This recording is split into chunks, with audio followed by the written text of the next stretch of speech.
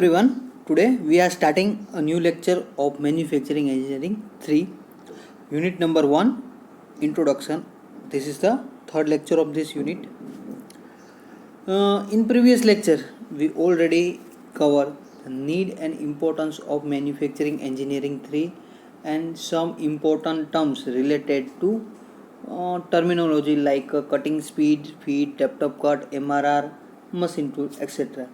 And in last topic we study about the some machining process with their surface roughness value. Okay, so in this lecture we go further with the surface roughness unit and the symbols and characteristics. Okay, તો next topic છે કે જેની અંદર આપણે surface રફનેસના symbol, તેની value, cutting tools and there geometry વિશે study કરવાનું છે. 1.2ની અંદર આપણે અગાઉ જોઈ ગયા એ ડેફિનેશન ઓફ મશીન ટૂલ્સ જોઈ ગયા, cutting speed, feed, depth of cut, metal removing rate અને સરફેસ ફિનિશ સિમ્બોલ. તો હવે આપણે સરફેસ ફિનિશ સિમ્બોલ, એની વેલ્યુ, કટિંગ ટૂલ્સ અને ટૂલ્સ જ્યોમેટ્રી છે એના વિશે આપણે સ્ટડી કરશું આ લેક્ચરની અંદર. તો સૌપ્રથમ આપણે જોઈએ રફનેસ નંબર અને વેલ્યુ. લાસ્ટ લેક્ચરની અંદર તમને કીધું હતું રફનેસ વેલ્યુ છે આપણે મ્યુ એટલે કે માઇક્રોનની અંદર માપીએ છીએ. જે માઇક્રોન છે શું છે તો કે એમએમનો 1000મો ભાગ. 1 એમએમને આપણે 1000 પાર્ટની અંદર ડિવાઈડ કરીએ અને એમાંથી કેટલા પાર્ટ્સને આપણે મેઝર કરી શકીએ અથવા લિસ્ટ કાઉન્ટ કરી શકીએ તો એ એની માઇક્રોનની વેલ્યુ થઈ. ઓકે, જેમ આપણે કહીએ કે ભાઈ મીટર છે તો 1 મીટરના 1000 ભાગ કરીએ તો એક ભાગ છે એ 1 mm થાય. એ જ રીતે 1 mmના 1000 ભાગ કરે ને એક ભાગ છે 1 માઇક્રોન છે. તો રફનેસની વેલ્યુઝ હંમેશા માઇક્રોનની અંદર છે એ મેઝર કરવામાં આવે છે. માઇક્રોન એટલે mu is equal to 10⁻³ mm. આ ખાસ ધ્યાન રાખજો. અને મ્યુ એમ એટલે માઇક્રોમીટર અથવા માઇક્રોન મીટર, માઇક્રોન મીટર એટલે કે 10⁻⁶ જ્યારે મીટરની કમ્પેરિઝનની અંદર લેવામાં આવે ત્યારે. ઓકે, તો અહીંયા રફનેસની વેલ્યુ આપેલી છે જે તમે જોઈ શકો છો. રફનેસનો ગ્રેડ નંબર છે જે સ્ટાન્ડર્ડાઇઝ નક્કી થયેલું છે, મીન્સ કે કન્ટ્રી વાઇઝ છે. બધા કન્ટ્રીની અંદર એક standardization ISO international standard organization દ્વારા ફિક્સ થયેલા જે નંબર છે, સિરીઝ છે, એના દ્વારા આપેલું છે કે ભાઈ N1, N2, N3 એ રીતે નીચે જતા જશો એમ સરફેસ રફનેસની વેલ્યુ વધતી જશે. તો N1 છે એ છે 0.005 માઇક્રોન. નેક્સ્ટ છે N2 છે તો એનાથી 0.25. નેક્સ્ટ N3 છે એ 0.1. નેક્સ્ટ 0.2, 4, 8, 1.6, 3.2, 6.3, 12.5, 25.0 અને 5.0. તો આ રીતે નંબર તમે ઇઝીલી યાદ રાખી શકો એ રીતે જ છે. સ્ટાર્ટિંગમાં N1 થી લઈને N12 સુધી એટલે કે N કેપિટલ N1 થી લઈને N12 સુધી છે રફનેસના ગ્રેડ નંબર છે. જેમ જેમ નંબર વધતા જશે એમ એની રફનેસની વેલ્યુ વધતી જશે. બરાબર છે? એટલે મીન્સ કે એની પ્રિસિઝન અથવા સરફેસ ફિનિશ છે એટલું સારું નથી આવતું. જેમ ઓછા નંબર હશે એમ સરફેસ રફનેસ આપણને સારું મળશે, ફિનિશિંગ સારું મળશે માઇક્રોનની અંદર. ઓકે, તો સૌ પ્રથમ છે જોયું એમ 0.005. એટલે આપણે લાસ્ટ ટાઈમ મશીનિંગ પ્રોસેસ વિશે આપણે ભણી ગયા હતા. એની અંદર આપણે આની અંદરથી જે ગ્રેડ જોયા હતા તો આપણે જોશું કે N10, 11, 12 છે એ lathe machine, drilling machine, milling machine ઉપર આપણને જોવા મળશે. એનીથી આગળ જશું તો ગ્રાઇન્ડિંગ મશીન, લેપિંગ, હોનિંગ એની ઉપર વધારેમાં વધારે આપણને N4, N5, N6 એના જેટલું આપણને ફિનિશિંગ મળશે. તો N3 થી તમે જોતા જશો તો N3ની વેલ્યુ છે 0.1, એનાથી ડબલ 0.2, 0.4, 0.8, 1.6, ત્યાંથી 3.2, 3.2 થી 6.4ની જગ્યાએ 6.3 છે, 12.5, 25 અને 50 રાઉન્ડ અપ કરેલી વેલ્યુ છે. તો આ એક ચાર્ટ છે, તમારે યાદ રાખવો જોશે રફનેસ ગ્રેડ નંબર અને રફનેસ વેલ્યુ માટે. ઓકે, નેક્સ્ટ છે રફનેસના સિમ્બોલ. ઓલરેડી આપણે મિકેનિકલ ડ્રાફ્ટિંગની અંદર આઈ થિંક આ ટોપિક વિશે ભણી ગયા હશું, પણ અત્યારે યાદ નહીં હોય તો જોઈ લઈએ આપણે.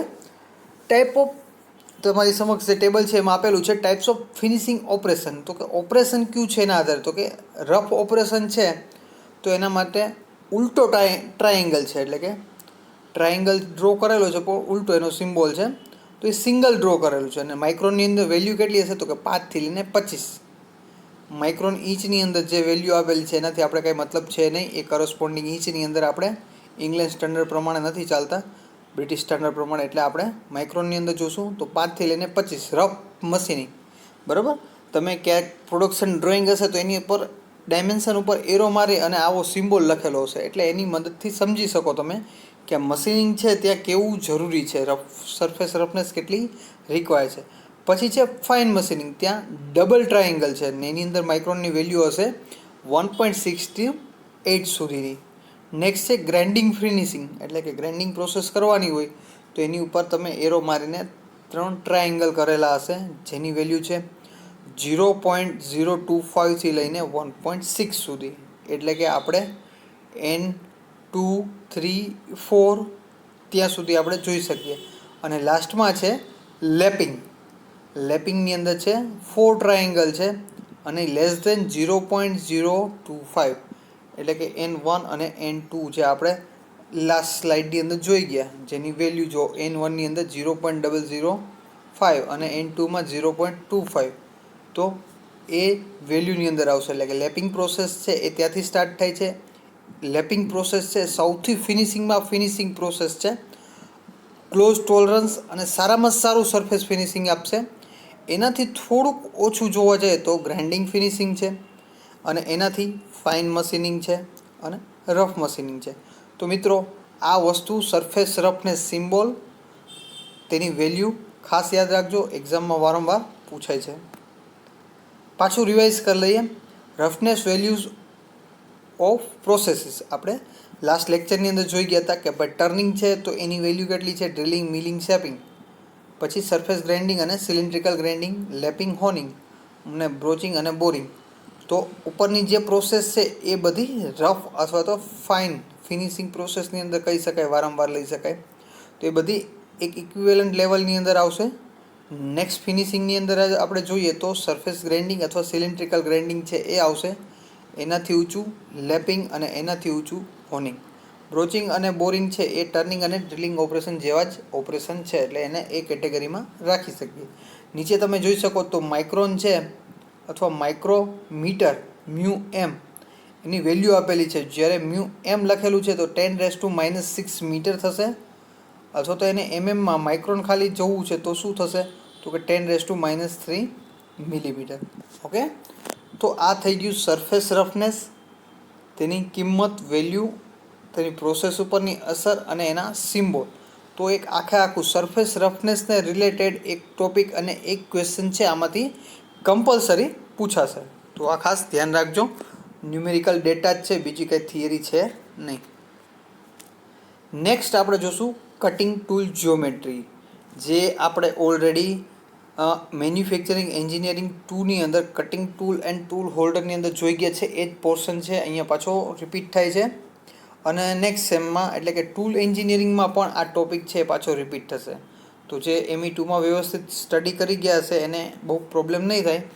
તો જોઈએ આપણે સિંગલ પોઈન્ટ કટિંગ ટૂલ. હવે તમને ખબર છે એ રીતે machine tool, cutting tool. Cutting tool એ એક પ્રકારનું ટૂલ છે કે જેના દ્વારા આપણે વર્કપીસ ઉપરથી મટીરિયલ રિમૂવ કરીએ છીએ. It should be harder than the workpiece material, બરાબર. અને એને પ્રોપર ચોક્કસ અમુક એંગલ, રેડિયસ અને અમુક ભાગોના નામ દર્શાવતા ચિત્રને આપણે કહેતા હતા ટૂલ જ્યોમેટ્રી.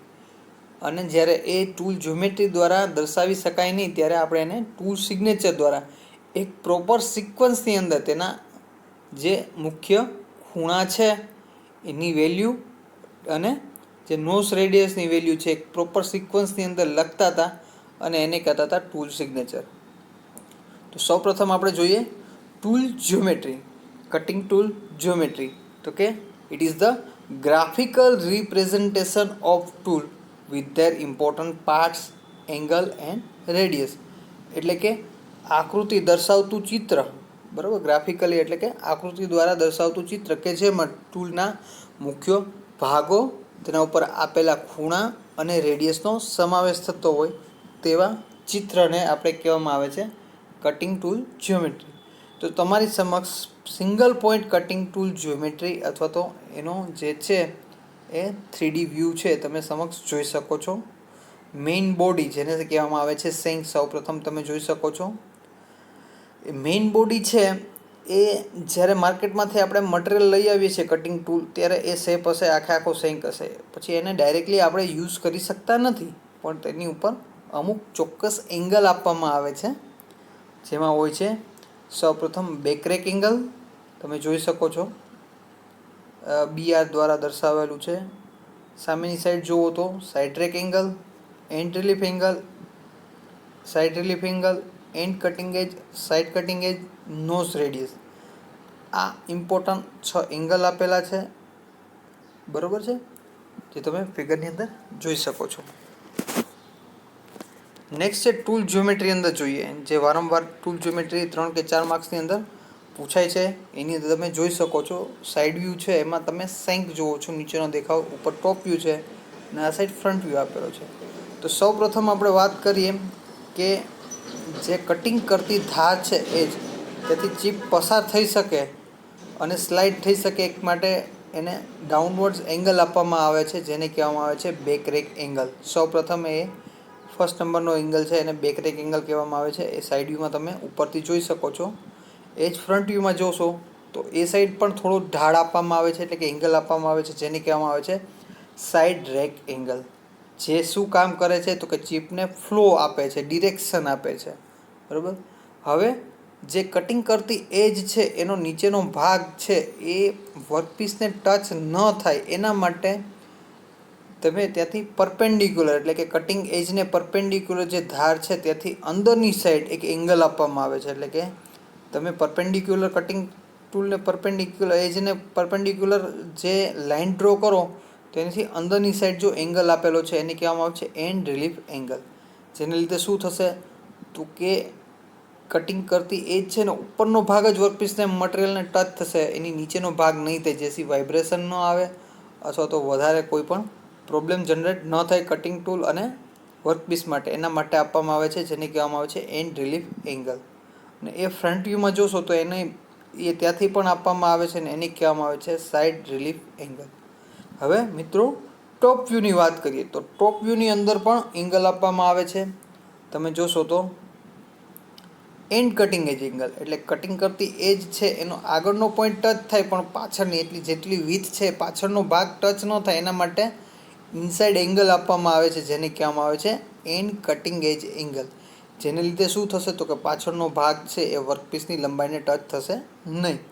અને એ જ રીતે આગળની સાઈડ છે એ સાઈડ કટિંગ એજ એંગલ આપવામાં આવે છે. તો આ એના મેઇન મુખ્ય 6 એંગલ થઈ ગયા. આ ઉપરાંત 2 કટિંગ કરતી એજ છે, એક મેજર એજ અને એક માઇનર કટિંગ એજ. એ બેને જોડતા એની એજ શાર્પ ન રાખતા ત્યાં થોડી રેડિયસ આપવામાં આવે છે, જેને કહેવામાં આવે છે નોઝ રેડિયસ. તમે જોઈ શકો છો. તો આ ટૂલ જ્યોમેટ્રીનો આ ઓર્થોગ્રાફિક ગ્રાફિકલ વ્યૂ છે એ વારંવાર એક્ઝામની અંદર પૂછાય છે અને આ જ રીતે આટલા એંગલ સાથે ડ્રો કરવાનો રહેશે, જે 3 થી 4 માર્ક્સ ધરાવે છે. ઓકે, નેક્સ્ટ આપણે જોઈએ ટ્વિસ્ટ ડ્રિલ જ્યોમેટ્રી, જે છે એ મલ્ટી પોઈન્ટ કટિંગ ટૂલ પણ કહેવામાં આવે છે, અથવા તો ટ્વિસ્ટ ડ્રિલ અથવા તો ડ્રિલ ટૂલ કહેવામાં આવે છે. જેની જ્યોમેટ્રી છે એ આપણે જોઈ જ ગયા છીએ એની મિલિંગ કટરની, જે ડ્રિલિંગ મશીન માટે વપરાય છે, ડ્રિલ કરવા એટલે કે હોલ કરવા માટે. તો એના નોમેનક્લેચર આપેલા છે, શું છે જોઈએ આખી. તો એના બંને વ્યૂ આપેલા છે, સાઈડ વ્યૂ, એક એન્ડ વ્યૂ આપેલો છે, એક સાઈડ વ્યૂ આપેલો છે, ફ્રન્ટ વ્યૂ કહી શકાય. તો એમાં આપણે જોઈએ તો સૌપ્રથમ પાછળની સાઈડ એક ટેપર સેન્ક આપેલી છે, તો એમાં એની લંબાઈ છે એ સેન્ક લેન્થ કીધેલી છે. જે પાર્ટ છે એ સ્પિન્ડલની અંદર છે ફિટ થાય છે. એના પછી જે સેન્કનો ડાયામીટર છે અને ડ્રિલનો ડાયામીટર છે એના કરતાં થોડોક ઓછો ડાયામીટર એક ભાગ આમાં આપવામાં આવે છે, જેને કહેવામાં આવે છે નેક, કે તમે જ્યાં જોઈ શકો છો. હવે નેકને એક સાઈડથી લઈ અને કટિંગ કરતી એજ સુધીની લંબાઈને ડ્રિલની બોડી કહેવામાં આવે છે. હવે ડ્રિલની અંદર ફ્લૂટ આપેલી હોય છે, એટલે કે બે સાઈડ ગ્રુવ આપેલા હશે જ્યાંથી ચીપ છે એ રિમૂવ થઈ અને પસાર થાય છે એના માટેની જગ્યા હોય છે. જ્યારે બ્લાઇન્ડ હોલ કરીએ છીએ કોઈ મટીરિયલમાં તો ચીપ છે એને બહાર નીકળવા માટે ત્યાં ફ્લૂટ આપવામાં આવે છે જે બે સાઈડ હોય છે. ક્યારેક કોઈ ટેપ અથવા બીજું કોઈ ડ્રિલ બીટ છે તો એના કરતાં વધારે પણ હોઈ શકે, જ્યાંથી શું થશે તો કે જે ચીપ રિમૂવ થાય છે મટીરિયલમાંથી એ ત્યાંથી બહાર નીકળી શકે ફ્લૂટમાંથી, બરાબર. અને ફ્લૂટ છે ત્યાં કટિંગ કરતી એજ છે એને ચોક્કસ એંગલ આપેલો હોય છે, હેલિક્સ એંગલ તમે જોઈ શકો છો. ડ્રિલનો ડાયામીટર છે આગળ તમે જોઈ શકો છો. એ સિવાય છે પોઈન્ટ એંગલ. પોઈન્ટ એંગલ છે એ નોર્મલી ટ્વિસ્ટ ડ્રિલનો 118 ડિગ્રી હોય છે, પરંતુ ક્યુ મટીરિયલ ઉપર કટ કરવાનું છે, મીન્સ સોફ્ટ મટીરિયલ છે કે હાર્ડ મટીરિયલ છે એના ધ્યાનમાં રાખીને પોઈન્ટ એંગલ છે એની અંદર ચેન્જ કરવામાં આવે છે. 118 કરતાં વધારે અથવા 118 કરતાં ઓછો રાખવામાં આવે છે. હવે તમે ફ્રન્ટ વ્યૂ અથવા એન્ડ વ્યૂમાં જોશો તો તમે જોશો વચ્ચે ચીઝલ એજ આપેલી છે અથવા એને ડેડ સેન્ટર પણ કહેવામાં આવે છે, જ્યાં બે કટિંગ એજ છે જે કાપતી ધાર છે એ ભેગી થાય છે. એ આ ઉપરાંત માર્જિન આપેલું છે, એટલે કે આખો જે ડાયામીટર છે જે ડ્રિલની સાઇઝ કહેવામાં આવે છે, મીન્સ 25 mm છે, 12.5 mm છે, તો એ માર્જિનનો ડાયામીટર હશે. એ સિવાયનો ભાગ છે એના કરતાં થોડો એમએમની અંદર ડાઉન કરેલો છે, જેથી વર્કપીસની અંદર ડ્રિલ બીટ ફસાઈ ન જાય એના માટે. ઓકે. આ ઉપરાંત ત્યાં કટિંગ એજ છે એ તમે જોઈ શકો છો. તો આ ટ્વિસ્ટ ડ્રિલ જ્યોમેટ્રી છે. ક્યારેક ટ્વિસ્ટ ડ્રિલ જ્યોમેટ્રીની પણ ફિગર છે એ એઝ અ જીટીયુ ક્વેશ્ચનની અંદર પૂછવામાં આવે છે. તો આને પણ આપણે વ્યવસ્થિત સમજી લેશું, શીખી લેશું અને ડ્રો કરશું. લાસ્ટમાં છે મલ્ટી પોઈન્ટ કટર અથવા મિલિંગ કટર જિયોમેટ્રી. ઓકે, જે પણ આપણે નેક્સ્ટ અથવા તો લાસ્ટ સેમમાં આપણે જોઈ જ ગયા છીએ. તો અહીંયા મિલિંગ કટર આપેલું છે જે મિલિંગ મશીન ઉપર યુઝ થાય છે, મલ્ટી પોઈન્ટ કટિંગ ટૂલ કહેવામાં આવે છે. તો એની અંદર આપણે જોઈ લઈએ, મુખ્ય એંગલો આપેલા છે. આ ઉપરાંત મેઇન એના પાર્ટ્સ છે એ સમજાવેલા છે. તો સૌ પ્રથમ આપેલ છે જે કટિંગ કરતી ધાર છે, બરાબર. એ ધાર છે એ અથવા તો જે ચિપ્સ નીકળે છે એ ભાગને ફેસ કહેવામાં આવે છે, બરાબર. જ્યાંથી ચિપ છે ફેસની અંદર સમાય અને બહાર નીકળે છે. તો તમે નીચેની સાઈડથી જોઈ શકો છો. સૌ પ્રથમ છે ફેસ આપેલો છે, જે કટિંગ કરતી ધાર છે એને પરપેન્ડિક્યુલર હોય છે. નેક્સ્ટ છે તમે જોશો ફિલેટ આપેલી છે, એટલે કે જે ફેસ છે એનો નીચેનો ભાગ છે જરાક ગોળાકાર કરી અને બીજા તીત સાથે જોઈન્ટ કરેલો છે. તો એ શું છે તો કે એ ચીપના ગેપ માટે છે કે ચીપ ત્યાંથી ભરાય અને નીકળી જાય એના માટે આપેલું છે. ને પછી ત્રીજો શબ્દ છે લેન્ડ, એટલે કે જે કટિંગ કરતી ધાર છે ત્યાં થોડીક થિકનેસ વધારે હોય છે, એ પાર્ટને લેન્ડ કહેવામાં આવે છે. અને એની ઉપર છે બોટમ લેન્ડ, જે નીચેના ભાગમાં આપેલી છે. પછી એની ઉપર જોશો તો તમને દેખાશે બેક ઓફ ટૂથ, એટલે કે જે તીથ છે અથવા કટરનો પાછળનો ભાગ છે એ કહેવામાં આવે છે. તે સ્ટ્રેન્થ આપે છે, તાકાત આપે છે. આ ઉપરાંત આપણે જોઈએ તો અમુક એંગલ આપવામાં આવે છે, મીન્સ કટિંગ કરતી જે લેન્ડ ભાગ છે ત્યાં રિલીફ એંગલ આપેલો હોય છે.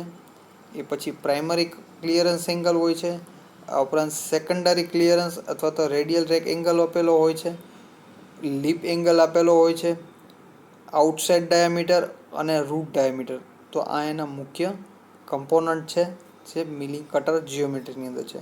તો મિત્રો, મિલિંગ કટર જિયોમેટ્રીમાં આખા તીથ ડ્રો ન કરતા તેના ઇમ્પોર્ટન્ટ એંગલ અને પાર્ટ્સ દર્શાવી શકાય એ રીતની ફિગર જ આપણે અહીંયા મૂકેલી છે. ને આ જ રીતની ફિગર છે જો એક્ઝામમાં પૂછાય તો ડ્રો કરવી. બધા જ તીથ ડ્રો કરવા જરૂરી નથી. એના ઇમ્પોર્ટન્ટ જે એંગલ આપેલા છે એ એંગલ અને અમુક પાર્ટ્સના ભાગના નામ એ ખાસ ધ્યાન રાખીને લખવાના રહેશે. આ ફિગર પણ 3 અથવા 4 માર્ક્સની અંદર જીટીયુની એક્ઝામની અંદર પૂછાતી હોય છે. નેક્સ્ટ આપણો ટોપિક છે રિવ્યૂ ક્વેશ્ચન જીટીયુની અંદર જે વારંવાર ક્વેશ્ચન પૂછાય છે એ આજના યુનિટની અંદર ક્યાં જે ક્વેશ્ચન છે એ જોઈ લઈએ આપણે. તો સૌપ્રથમ છે explain roughness value and symbol off process. એટલે કે રફનેસ વેલ્યુ છે એ આપણે જોઈ ગયા, જે ગ્રેડ છે N1થી લઈને N12 સુધી એની વેલ્યુ અને તેના સિમ્બોલ પ્રોસેસ સાથે, મીન્સ કે કઈ પ્રોસેસ, તો કે રફ પ્રોસેસ છે, ફિનિશિંગ પ્રોસેસ છે, ગ્રાઇન્ડિંગ પ્રોસેસ છે અને હોનિંગ પ્રોસેસ છે. તો એના માટે જે સિમ્બોલ હતા એ ક્યાં થશે, તો એ 3 કે 4 માર્ક્સની અંદર પૂછાઈ શકે. નેક્સ્ટ ક્વેશ્ચન છે draw single point cutting tool geometry. તો single point cutting tool geometry આપણે જોયું, જે ઓર્થોગ્રાફિક 3 વ્યૂ છે એ ડ્રો કરવાના છે. પણ એમાં ખાસ ધ્યાન રાખજો, આઇસોમેટ્રિકમાંથી ઓર્થોગ્રાફિક આપણે જ્યારે ડ્રો કરીએ છીએ ત્યારે ફ્રન્ટ વ્યૂ એના પ્રોજેક્શન લઈને આપણે સાઈડ વ્યૂ ડ્રો કરીએ છીએ અને એના પ્રોજેક્શન લઈને આપણે ટોપ વ્યૂ ડ્રો કરતા હોઈએ. તો એ રીતે જેમ ફિગરની અંદર આપેલું છે એ રીતે ડ્રો કરજો. અમુક સ્ટુડન્ટ છે એની અંદર મિસ્ટેક કરે છે, અલગ અલગ વ્યૂ છે અલગ અલગ રીતે ડ્રો કરીને અલગ અલગ જગ્યા, એટલે કે એની સ્પેસિફિક જે જગ્યા આવે એ જગ્યાએ ડ્રો નથી કરતા, જેને લીધે માર્ક્સ પૂરા મળતા નથી સાચી ફિગર ડ્રો કરી હોવા છતાં. તો આ બાબતનું ખાસ ધ્યાન રાખવું. નેક્સ્ટ છે ડ્રો મિલિંગ કટર જ્યોમેટ્રી. જે આપણે લાસ્ટમાં જોઈ ગયા એ મિલિંગ કટર જ્યોમેટ્રી છે એ પણ 3 કે 4 માર્ક્સમાં પૂછાતી હોય છે. આ ઉપરાંત એક ક્વેશ્ચન છે, સિલેબસમાં નથી પરંતુ વારંવાર પૂછાય છે, એ છે cutting tool material and its properties. વારંવાર ક્યારેક જ્યારે ટૂલનું નામ લેવામાં આવે તો આ એક ક્વેશ્ચન છે અથવા ટોપિક છે એ બહુ ખૂબ અગત્યનો થઈ જાય છે, જેને વારંવાર કોઈ પણ ક્વેશ્ચન જે કાઢે છે અથવા ક્વેશ્ચન પેપરમાં ક્વેશ્ચન લે છે તો એ પૂછવાની ટ્રાય કરતા હોય છે કે એ સિવાય, બુક સિવાય અથવા સિલેબસ સિવાય પણ સ્ટુડન્ટનું નોલેજ કેટલું છે જાણવા માટે. તો આપણે લાસ્ટ સેમેસ્ટરમાં જોઈ ગયા એ મુજબ અને અહીંયા પણ આપણે પાછું રિવાઇઝ કરશું થોડુંક, કે કટિંગ ટૂલ મટીરિયલ કેવું હોવું જોઈએ, તો કે it should be harder than the workpiece material. એટલે કે એની રેડ હાર્ડનેસ વધારે હોવી જોઈએ, કે હાઈ ટેમ્પરેચર ઉપર છે એ હીટ સહન કરીને પોતાની પ્રોપર્ટીઝ ગુમાવે નહીં. સેકન્ડ, તો કે ટફનેસ હોવી જોઈએ, એટલે કે ઝટકા કોઈ લાગે, વાઇબ્રેશન થાય તો એ બ્રેક ન થઈ જવું જોઈએ. અને એની વિયર રેઝિસ્ટન્સ એબિલિટી સારી હોવી જોઈએ, એટલે વિયર રેઝિસ્ટન્સ સારો હોવો જોઈએ, ઘસારો જલ્દી ન આવે. તો આ 3 એની મુખ્ય પ્રોપર્ટીઝ હતી. એના આધારે આપણે કટિંગ ટૂલ મટીરિયલનું લિસ્ટ જોયું હતું, જેની અંદર હતું કે ભાઈ high carbon steel, high speed steel, પછી તો કાર્બાઇડ છે cemented carbide, ceramics, cubic boron nitride, CBN જેને કહેવામાં આવતું હતું, ડાયમંડ વગેરે ટૂલ મટીરિયલ છે, જેના ફાયદા ગેરફાયદા પણ આપણે જોઈ ગયા છીએ. તો આ ટોપિક છે એને પણ રિવાઇઝ કરી લેજો. તો અહીંયા સુધી આપણે રાખીએ. નેક્સ્ટ લેક્ચરની અંદર આપણે જે સિલેબસની અંદરનો હવે જે પોર્શન છે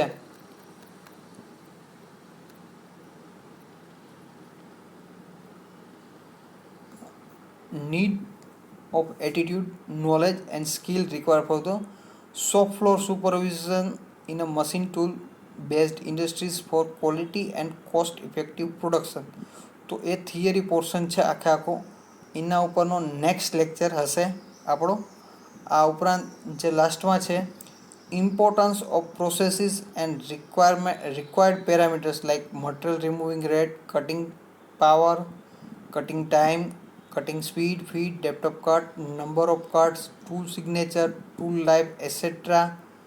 on quality and cost of production. તેના વિશે આપણે સ્ટડી કરવાનું રહેશે. તો મિત્રો આ જે બ્રેકેટની અંદર એણે લખેલું છે તો એ બધી વસ્તુ છે આપણે રિફર કરવાની રહેશે. મીન્સ કે ટૂલ લાઈફ જે ટોપિક છે અહીંયા આપેલો નહીં હોય પણ આપણે ઓલરેડી સ્ટડી કરી ગયા છે, તો ટૂલ લાઈફ વિશે જાણવાનું છે. ટૂલ સિગ્નેચર અહીંયા નથી આપેલું, પણ ટૂલ સિગ્નેચર શું છે એના આપણને આઈડિયા હોવો જોઈએ. નંબર ઓફ કટ અને depth of cut, feed, power, એની ડેફિનેશન આપણે જોઈ ગયા. તો ટૂલ લાઈફ છે આપણને ખબર છે કે ટૂલ લાઈફ કેને કહેવામાં આવે છે, તો કે કોન્ઝિક્યુટિવ 2 રીશાર્પનિંગ વચ્ચેના સમયગાળાને, અથવા તો ટૂલ છે એની વર્કિંગ દરમિયાન જ્યારે ચોક્કસ ગુણવત્તાવાળું અથવા ડાયમેન્શન, એક્યુરેટ ડાયમેન્શન અને જે જોઈતું ક્વોલિટીવાળું ફિનિશિંગ નથી આપતું ત્યારે આપણે કહીએ છીએ કે ભાઈ ટૂલની લાઈફ પૂરી થઈ ગઈ. અને એને રીશાર્પનિંગ કરવામાં આવે છે.